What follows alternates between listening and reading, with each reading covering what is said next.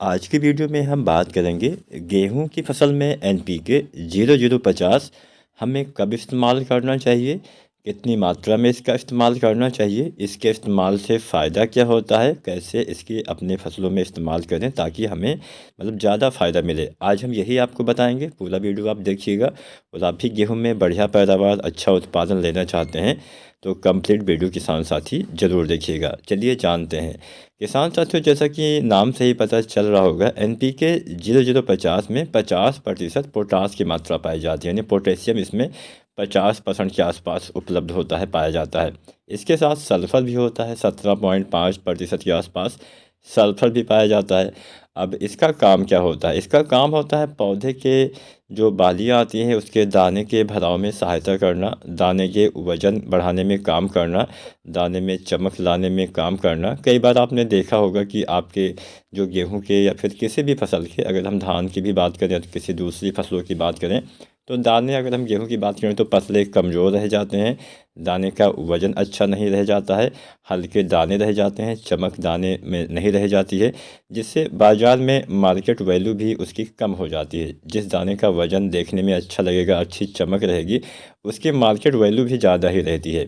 तो ये जो एनपीके है आपके दाने के वज़न बढ़ाने में सहायता करता है, चमक लाने में सहायता करता है और अच्छे से भराव करवाता है। ज़्यादातर दाने अच्छे से बन पाते हैं, जिससे आपको अच्छा उत्पादन देखने को मिलता है।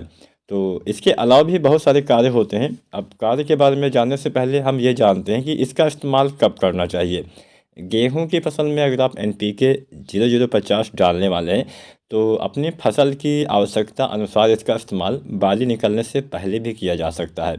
अब आमतौर पर इसका इस्तेमाल बाली आने के बाद ही किया जाता है, लेकिन कुछ विशेष परिस्थिति में इसका इस्तेमाल बाली आने से पहले कर सकते हैं। जैसे मान लीजिए, ज़्यादातर किसान साथी, मैंने खुद भी देखा हुआ है कि पोटास का इस्तेमाल नहीं करते हैं, या फिर कुछ एनपीके डाला तो कुछ पोटास की पूर्ति हो गई। तो अगर आपने भी बुआई से लेके अभी तक बालियाँ नहीं आई हैं, आपने पोटास का इस्तेमाल या तो बिल्कुल भी नहीं किया हुआ है या फिर पोटास की कम मात्रा डाली हुई है, तो आप इसका इस्तेमाल करके कुछ पोटास की पूर्ति कर पाएंगे। हालांकि पोटास का इस्तेमाल बुआई के समय ही करना होता है। जो दानेदार एमओपी पोटास आता है 60% वाला, लगभग उसकी आपको 25 से लेके 30 या 35 किलो मात्रा पर एकड़ के हिसाब तक आपको डालना होता है। बुआई के समय पोटास और इसके साथ डीएपी या फिर कोई दूसरी खाद डालते हैं तो उसका इस्तेमाल करिए, एसएसपी वगैरह, साथ में यूरिया वगैरह, हमें बेसल डोज वाली खाद में भी पोटास देना होता है। अगर आपने डाला है, अच्छी बात है, तब बाली आने से पहले डालने की आवश्यकता नहीं है। लेकिन अगर आपने नहीं डाला है या कम मात्रा में डाला हुआ है तो बाली निकलने से पहले, क्योंकि पोटास की कमी हो जाएगी तो बालियाँ छोटी पतली कमज़ोर आएंगी। शुरुआत से ही आपकी जब बालियाँ पतली कमज़ोर आएंगी तो बाद में कहाँ से, अगर फसल पहले से ही कमज़ोर है उसमें कहाँ से शुद्ध से बाली आ पाएगी। इसीलिए पहले आपको तब डालना है जब आपने पोटास ना डाला हो या कम मात्रा में डाला हो, तो 1 से 1.5 किलो बाली आने से पहले डालिए। अब बात करते हैं, इसका इस्तेमाल ज़्यादातर बाली निकलने के बाद ही किया जाता है। अगर आपने पहले पोटास वाली खाद की पूर्ति कर दी है तो अगर आपकी बालियाँ निकल आई हैं तो बालियाँ निकलने के बाद दाना भरते समय एनपीके 0050 का इस्तेमाल गेहूं की फसल में आपको करना होता है।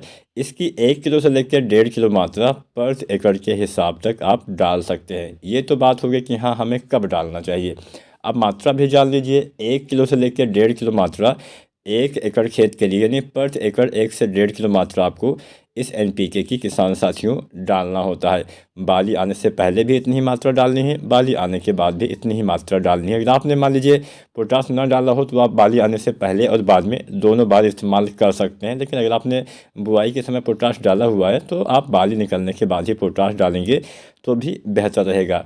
अब ये काम कैसे करता है? हालांकि पोटास केवल दाने के भराव में ही सहायता नहीं करता है, दूसरे भी बहुत सारे कार्य होते हैं। पौधे के तने को मजबूत करता है जिससे फसलें गिरती नहीं हैं। पौधे को मौसम की विपरीत परिस्थितियों में लड़ने की क्षमता प्रदान करता है। इम्यूनिटी सिस्टम, जिसको हम रोग प्रतिरोधी क्षमता बोलते हैं, वो काफ़ी मजबूत करता है, जिससे पौधे में जल्दी बीमारी का अटैक नहीं होता है, जल्दी रोगों का अटैक, कीटों का अटैक नहीं होता है। आपने देखा होगा इस साल उतना अच्छे से सर्दियाँ नहीं हुई हैं, तो ऐसे में ये मदद करता है, पौधे के हिसाब से मेंटेन करता है। इसके साथ साथ अच्छे से भोजन का निर्माण करवाता है, बाली के विकास में तो सहायता ही करता है, दाने के भराव में भी सहायता करता है। अब एक एक काम और होता है, जब बाली आने के बाद आप इसका इस्तेमाल करते हैं तो आपके पौधे जो भोजन होते हैं, कुछ भोजन अपने अंदर स्टोर करके रखते हैं, जमा करके या फिर एकत्रित करके आप बोल सकते हैं। अपने पौधे की रिक्तिकाएँ होती हैं उसी में रहता है। तो उन रिक्तिकाओं से पौधे के बालियों तक वो भोजन पहुंचाने का काम भी यह एनपीके करता है, जिससे पौधे में बालियों के दाने का वजन अच्छा आता है, उसकी चमक बरकरार रहती है और बढ़िया उत्पादन आपको देखने को मिलता है। जब भी आप इस खाद का इस्तेमाल करिए या फिर किसी भी खाद का इस्तेमाल करिए, मिट्टी में आपको नमी चेक करना है। नमी ना हो तो आप सिंचाई करें, उसके बाद ही खादों का इस्तेमाल करेंगे तो बढ़िया काम करेगा। वीडियो जानकारी उम्मीद करते हैं आपको पसंद आया होगा। अगर अच्छी लगी है तो लाइक शेयर करें, चैनल को सब्सक्राइब करें।